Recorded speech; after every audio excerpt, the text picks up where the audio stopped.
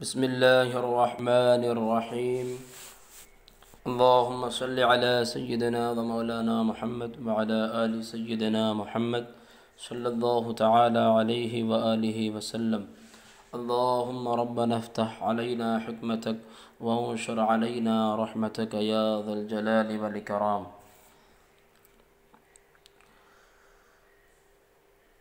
محترم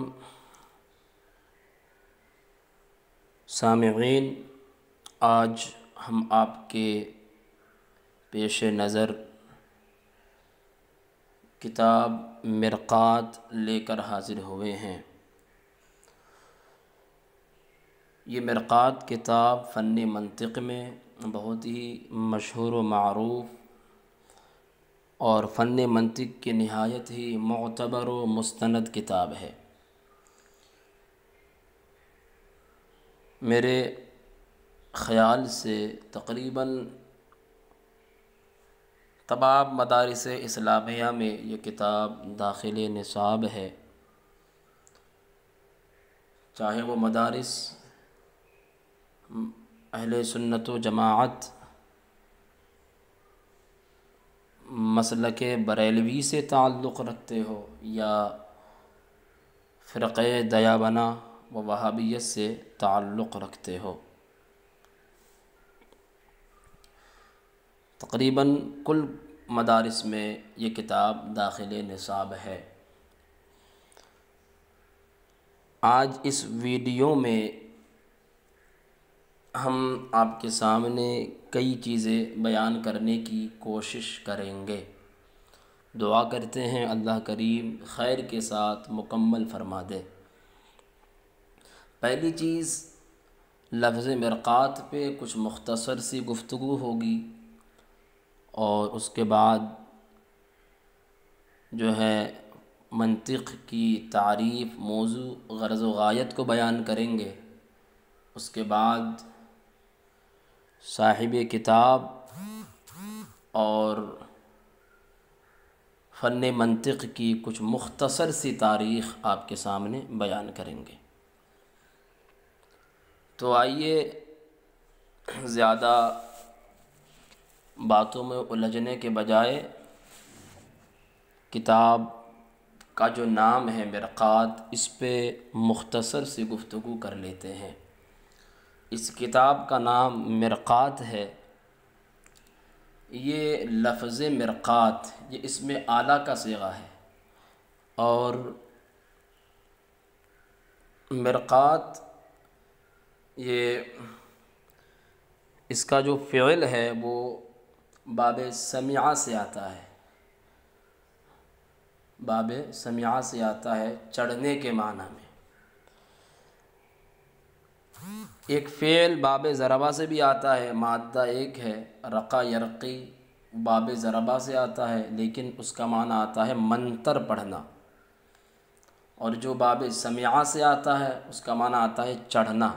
قرآن مقدس میں ارشاد ہوا او ترقا فی السماء، تو ترقا جو فعل ہے یہ باب سمع سے آیا ہوا ہے، باب ضربہ سے نہیں۔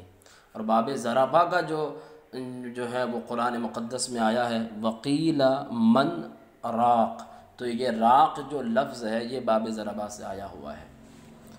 البتہ لفظ مرقات جو ہے اس کا جو فعل ہے وہ باب سمع سے آتا ہے، باب ضربہ سے نہیں آتا۔ مرقات کا معنی چڑھنے کا آلہ، سیڑھی کو بھی مرقات بول دیتے ہیں، چڑھنے کا آلہ۔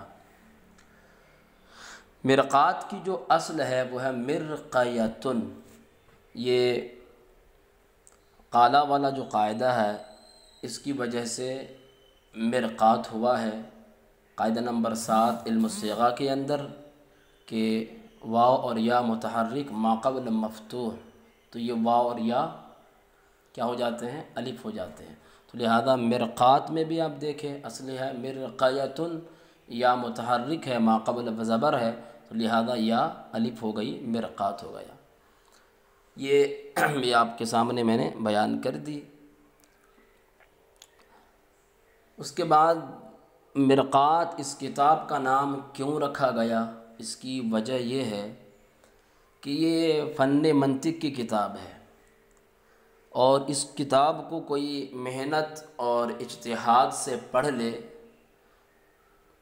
محنت و لگن، شوق و ذوق کے ساتھ پڑھے، سمجھ کے پڑھے، تو اس کتاب کے ذریعے خالص وہ فن منطق ہی میں نہیں بلکہ تمام علوم عقلیہ میں مہارت حاصل کر سکتا ہے۔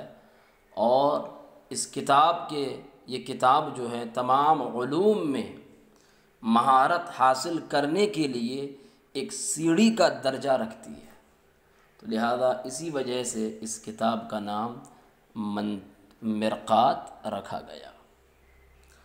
اب یہ ہماری جو ہے، میں نے جو کہا تھا کہ لفظ مرقات کے بارے میں بیان کریں گے، اس پہ ہماری بات مکمل ہو چکی۔ اب دوسرے نمبر پر آئیے، چونکہ یہ کتاب فن منطق میں ہے تو لہذا منطق، علم منطق کی تعریف کر لیتے ہیں، کیونکہ کسی بھی فن کو شروع کرنے سے پہلے جو ہے 3-4 چیزوں کا جاننا ضروری ہو جاتا ہے۔ پہلی چیز تعریف ہے، دوسری موضوع ہے، تیسری غرض و غایت ہے، اور چوتھی چیز صاحب کتاب کے بارے میں بھی جاننا ضروری ہوتا ہے، تاکہ جب بندہ صاحب کتاب کے بارے میں جان لے تو جو ہے اس کتاب کی عظمت اور رفعت اور اس کی عزت و شان کے بارے میں جو ہے قارئ پڑھنے والوں کو پتہ چل جائے گا کہ جب مصنف اتنے بلند معیار کا ہے تو ظاہر بات ہے ان کی جو کتاب ہے وہ بھی کتنے بلند معیار کی ہو سکتی ہے۔ تو صاحب کتاب کے بارے میں جان لینے سے کتاب کی عزت اور وقار اور شان و عظمت ہمارے دل میں بیٹھیں گی، تو اسی وجہ سے یہ بھی جاننا ضروری ہے۔ تو علم منطق کی تعریف یہ ہے: علم بقوانین تعصم مراعاتها عن الذہن عن الخطاء فی الفکر، تعصم مراعاتها الذہن عن الخطاء فی الفکر۔ علم بقوانین تعصم مراعاتها الذہن عن الخطاء فی الفکر، یعنی علم منطق ان قوانین کو جاننے کا نام ہے کہ جن کی رعایت ذہن کو خطا فی الفکر سے بچائے۔ ان قوانین کے جاننے کا نام ہے جن کی رعایت ذہن کو خطا فی الفکر سے بچائے، یعنی علم منطق کے قوانین اور اصول کو جو جان لے تو وہ ذہن میں جو خطا ہوتی ہے وہ اس سے بچ سکتا ہے، علم منطق کی قوانین، اصول و قواعد کے ذریعے۔ تو ایسے قوانین کا جاننا کہ جن کی رعایت ذہن کو خطا فی الفکر سے بچائے، یہ علم منطق کی تعریف ہوئی۔ اس علم منطق کا موضوع ہے المعلومات التصوریۃ الموصلۃ الی المجہولات التصوریہ، اس کو معرف بولتے ہیں، اور المعلومات التصدیقیۃ الموصلۃ الی المجہولات التصدیقیہ، اس کو حجت بولتے ہیں، یعنی وہ معلومات تصوریہ جو مجہولات تصوریہ تک پہنچائے، اور وہ معلومات تصدیقیہ جو مجہولات تصدیقیہ تک پہنچائے۔ تو یہ معلومات تصوریہ جو مجہولات تصوریہ تک پہنچائے اس کو معرف بولتے ہیں، اور جو ہے معلومات تصدیقیہ جو مجہولات تصدیقیہ تک پہنچائے اس کو حجت بولتے ہیں۔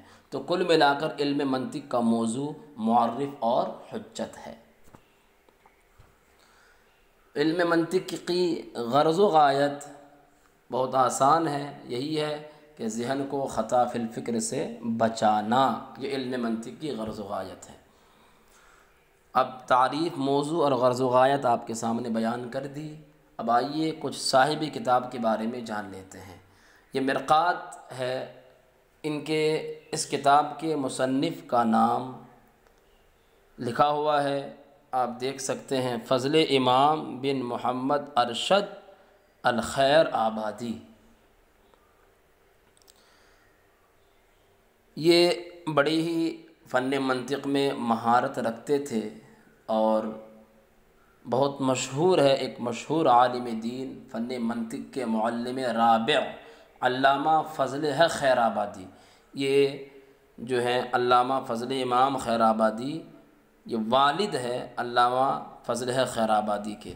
علامہ فضل ہے خیر آبادی ان کے بیٹے تھے جو کہ معلم رابع کہلائے۔ تو اس کتاب کے مصنف کا نام علامہ فضل امام ہے، ان کے والد کا نام محمد ارشد ہے، یہ خیر آباد کے رہنے والے تھے، اسی وجہ سے خیر آبادی کہلاتے ہیں۔ اور ان کا سلسلہ نسب 22 یا 23 واسطوں سے حضرت فاروق اعظم تک پہنچتا ہے، 15 واسطوں سے حضرت حجت الاسلام شاہ ولی اللہ محدث دہلوی سے جا ملتا ہے۔ اور یہ فن منطق میں بہت مہارت رکھتے تھے، اور ان کا جو ہے فلسفے میں بھی کافی ان کو جانکاری تھی، اور دیگر علوم میں بھی کافی عبور حاصل تھا۔ یہ حضرت علامہ شاہ عبد العزیز محدث دہلوی کے معاصرین میں سے ہیں، علامہ فضل امام خیر آبادی۔ اور ان کی کئی تصانیف بھی ہے، جن میں سے حاشیۂ میر زاہد ہے، ملا جلال ہے، اور تلخیص الشفا ہے، اور مرقات وغیرہ وغیرہ۔ ان کی تصانیف میں سب سے زیادہ جس کتاب کو شہرت حاصل ہوئی وہ آپ کے سامنے کتاب مرقات ہے۔ مرقات ان کی مشہور تصانیف میں سے ایک ہے۔ تو ان کی جو ہے وفات 1244 ہجری کو ہوئی۔ یہ آپ کی یہ مصنف کی میں نے مختصر سی حیات آپ کے سامنے پیش کی ہے۔ اب اس کے بعد فن منطق کی کچھ تاریخ آپ کے سامنے پیش کر دوں۔ یہ کتاب چونکہ فن منطق میں ہے تو اس لیے ضروری ہے کہ منطق کی کچھ تاریخ ہمیں معلوم ہو۔ مورخین نے لکھا ہے کہ جتنی تاریخ پرانی انسان کی ہے اتنی ہی پرانی تاریخ یہ منطق کی ہے۔ حضرت ادریس علیہ السلام سے اس علم کا آغاز ہوا، اور آپ نے اس علم کو بطور معجزہ استعمال کیا۔ اور مورخین نے لکھا ہے کہ اس علم کو یونانیوں نے اپنایا اور ہاتھوں ہاتھ لیا، اور یونان کے ایک بہت بڑے حکیم ارسطو نے سکندر رومی کے حکم سے اس علم کو کامل طور پر مدون کیا۔ اور مدون جو اس علم کی جو تدوین کی گئی وہ یونانی زبان میں کی گئی، تو اس علم کی تدوین یونانی زبان میں تھی۔ حکیم فارابی لکھتے ہیں کہ علم منطق کی ابتدائی اور بنیادی باتوں کی بنیاد یہی دو شخصیات ہیں۔ کون؟ ایک افلاطون ہے اور حکیم ارسطو ہے۔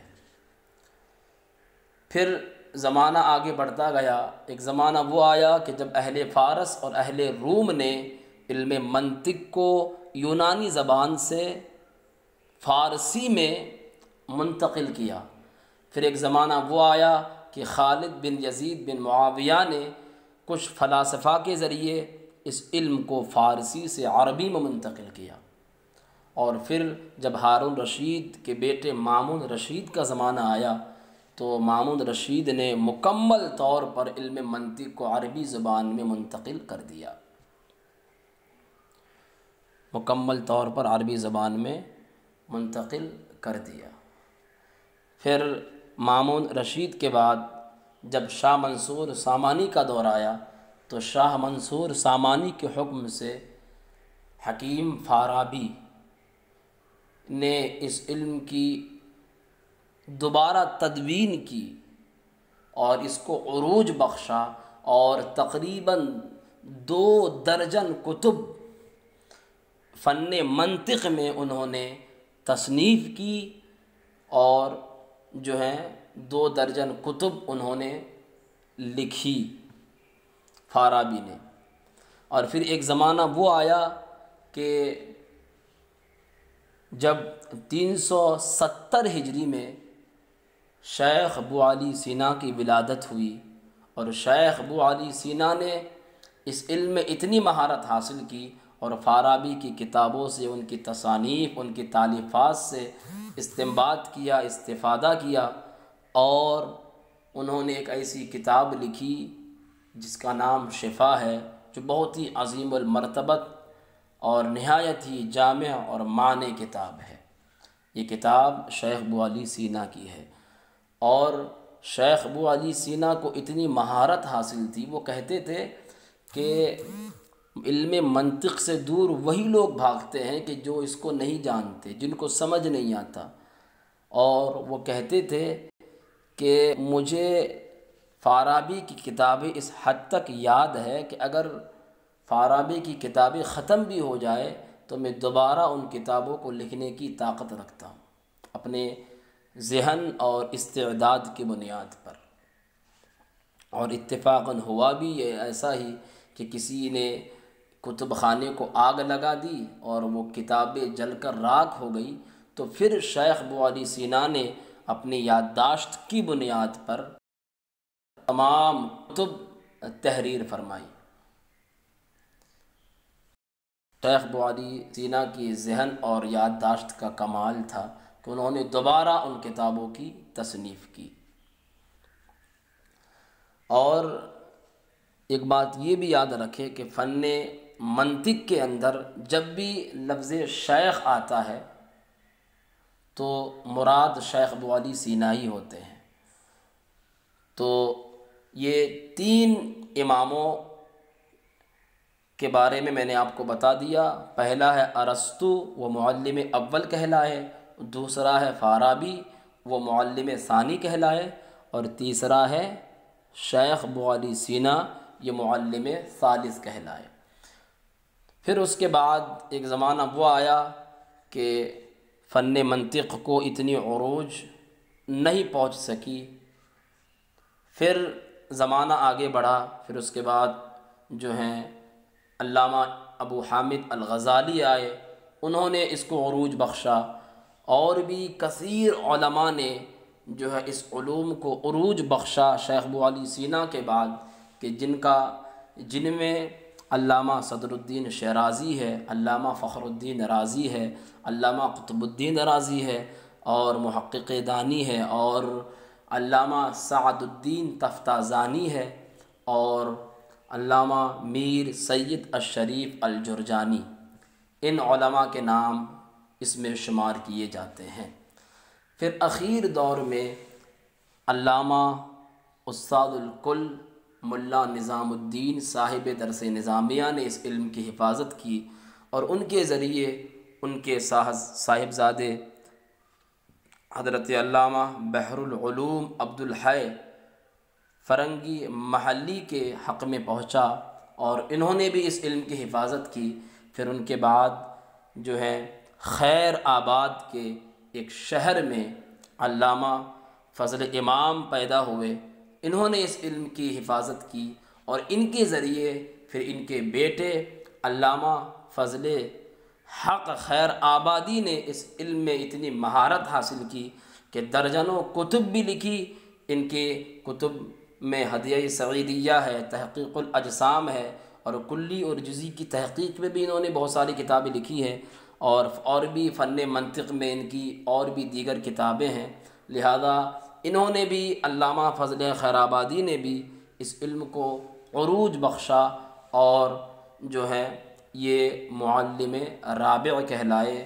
علماء حضرات ان کو معلم رابع کے نام سے جانتے اور پہچانتے ہیں۔ تو اس طرح یہ فن منطق کی مختصر تاریخ میں نے آپ کے سامنے پیش کی، اور جو ہے میں نے آپ کے سامنے 4 چیزیں بیان کر دی ہے: فن منطق کی مختصر سی تاریخ، اور صاحب کتاب کے بارے میں، منطق کی تعریف، موضوع، غرض و غایت، اور پھر اس کے بعد جو ہے لفظ مرقات پہ بھی میں نے بحث کی۔ آپ حضرات صحیح طور پر یاد کریں، اور جو ہے اس فقیر حقیر کے لیے دعا کریں، اپنے خاص دعاؤں میں یاد رکھیں۔ یہیں پر ہم اپنے سبق کو ختم کرتے ہیں۔ اور انشاءاللہ عز و جل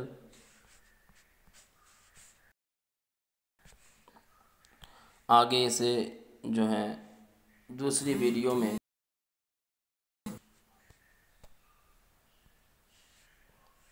خطبے پہ انشاءاللہ عز و جل۔